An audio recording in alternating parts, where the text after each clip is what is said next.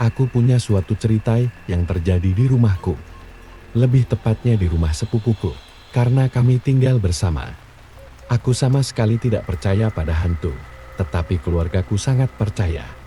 Sepupuku berkata bahwa dia pernah melihat seorang pria aneh berdiri di luar pagar yang sedang menggumam dengan suara aneh. Lalu sepupuku memanggil keluarga yang ada di rumah untuk melihatnya. Ketika semua orang mencoba untuk melihatnya dari jendela, orang itu kemudian pergi menghilang. Keluargaku mencurigai bahwa rumah kami ada yang menandai atau mengutuk. Beberapa hari setelah kejadian itu, ada kejadian-kejadian aneh yang muncul.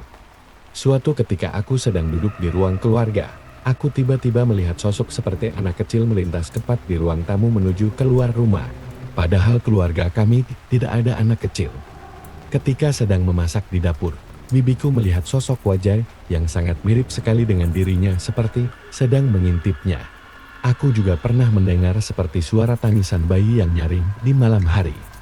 Beberapa kejadian ini terjadi beberapa kali dan berlangsung selama beberapa bulan.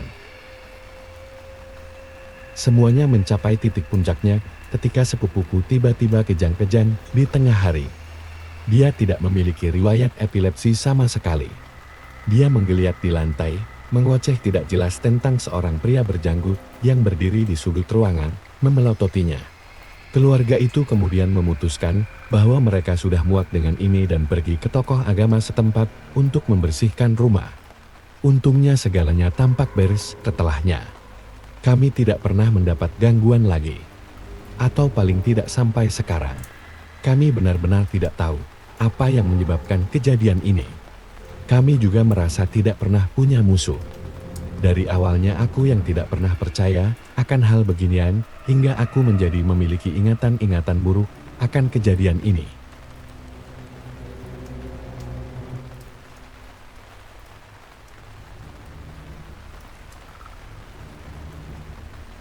Aku tidak terlalu yakin apakah rumah nenekku berhantu, tetapi aku mengalami kejadian menyeramkan satu kali saat aku masih kecil dan tinggal di sana. Aku dibangunkan dari tidur di tengah malam oleh apa yang aku pikir adalah adik perempuanku.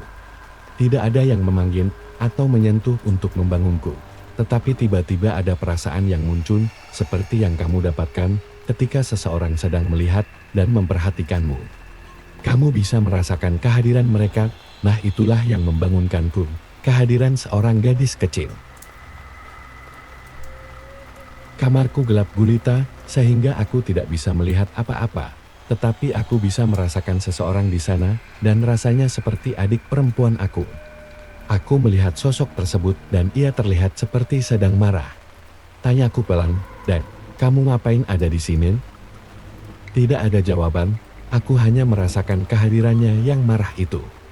Jantungku berdetak kencang, karena aku merasa bahwa sosok tersebut kelihatannya bukan adik perempuanku. Aku tidak bisa bergerak karena terlalu takut dan bingung. Namun aku merasakan sesuatu yang sangat berat, karena sosok itu sangat-sangat terlihat marah, meskipun aku tidak bisa lihat wajahnya secara jelas. Aku meyakinkan diri sendiri bahwa itu pasti adik perempuanku yang benar-benar marah kepadaku, atau mungkin sedang tidur sambil berjalan. Lalu tiba-tiba aku dipukul di bagian perut, tidak terlalu keras, tapi cukup keras dari seperti berasal dari seorang anak kecil yang sedang marah. Terdengar suara teriakan anak kecil yang cukup keras, hingga membuat telingaku mendengung. Aku langsung bangun dari tempat tidur dan menyalakan lampu hanya untuk menemukan tidak ada orang yang berdiri di kamar, dan pintunya tertutup rapat. Aku benar-benar bingung, dan dengan ketakutan aku langsung pergi ke kamar orang tuaku yang juga tempat di mana adikku tidur. Mereka semua sedang tidur. Aku membangunkan mereka dan meminta untuk tidur bersama mereka. Itulah satu-satunya hal aneh yang pernah terjadi. Aku tidak tahu apakah itu hantu atau hanya pikiranku saja. Aku merasa cukup yakin bahwa itu bukanlah mimpi, karena aku dapat mengingat betul apa yang terjadi dan apa yang aku rasakan. Ingatan ini membekas terus hingga sekarang.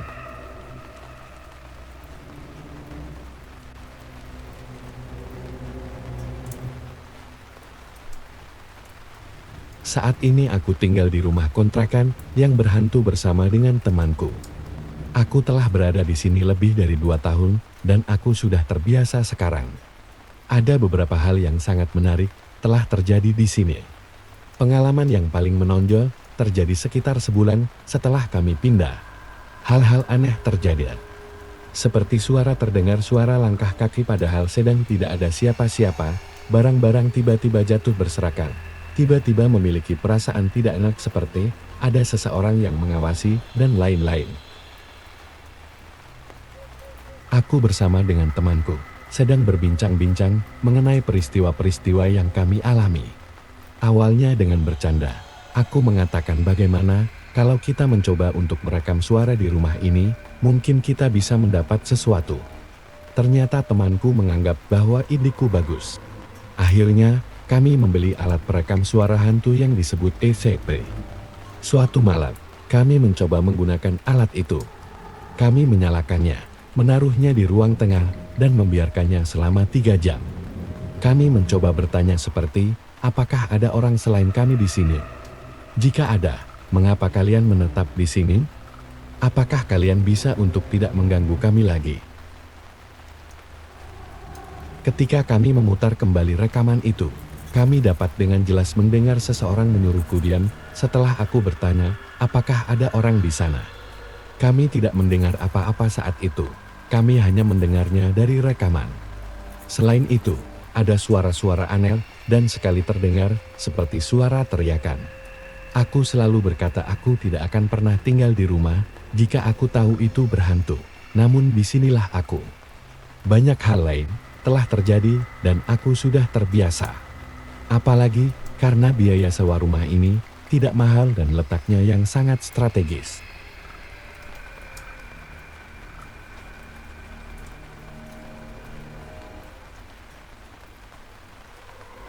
Ada siluet hitam seorang pria yang kadang-kadang akan muncul di rumah orang tuaku.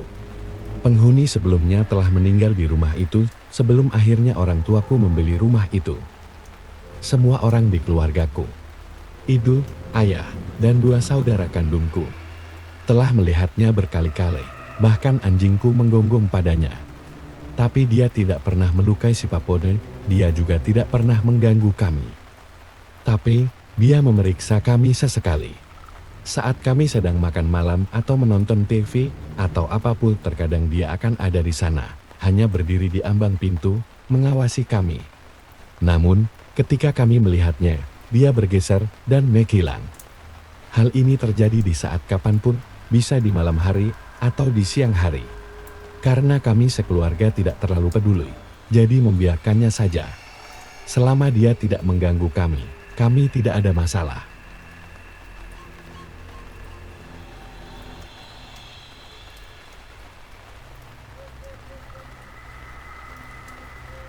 Aku tinggal di rumah berhantu. Ya, kamu mungkin tidak percaya. Tapi inilah yang terjadi padaku. Rumah ini berada di suatu pedesaan dekat dengan sebuah wisata alam pegunungan dan danau.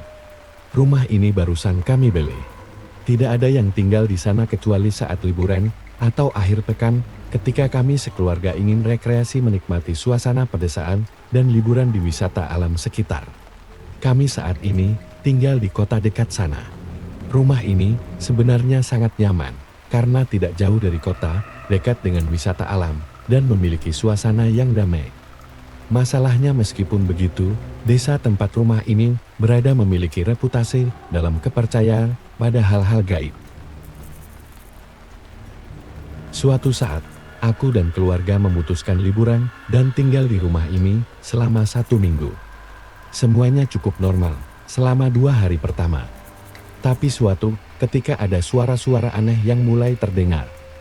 Pada awalnya, suara itu tidak terlalu jelas. Hanya seperti suara wanita yang berbicara. Kami mudah untuk mengabaikannya. Tetapi keadaan menjadi lebih intens. Suatu malam, aku terbangun dari tidur dan mendengar suara dari dapur. Aku mencium bau masakan, jadi aku kira istriku terbangun untuk membuat makanan. Setelah aku menoleh ke sebelah kasur, ternyata istriku masih tertidur. Anakku masih berumur 5 tahun, jadi tidak mungkin ia sedang memasak. Aku bangkit dari tidur dan menuju dapur, masih mendengar suara-suara itu. Lampu dapur terlihat menyala dan suara-suara masih terdengar pelan. Namun suara-suara itu berhenti begitu aku mulai membuka pintu dapur. Aku masuk ke dalam. Lampu masih menyala dan bau makanan masih ada hingga akhirnya pelan-pelan menghilang. Tidak ada siapapun di sana. Segalanya mulai menjadi lebih menyeramkan setelah itu. Kucing yang aku miliki dan bawa ke rumah ini terkadang terlihat gelisah. Ia bertingkah seolah dia bisa melihat hal-hal yang tidak ada, mengejar hal-hal yang tidak ada, dan mendesis seolah-olah ada sesuatu. Aku dan istriku tidak mengerti apa yang terjadi. Kami mengira bahwa ada sosok yang masuk ke dalam rumah ini, tapi kami tidak tahu apa tujuannya. Sejak saat itu, kami jadi jarang pergi liburan ke rumah ini. Aku sekarang masih belum dapat memutuskan apakah lebih baik rumah ini aku jual atau aku biarkan terlebih dahulu. Terima kasih sudah menonton. Coba komen di bawah pengalaman kalian.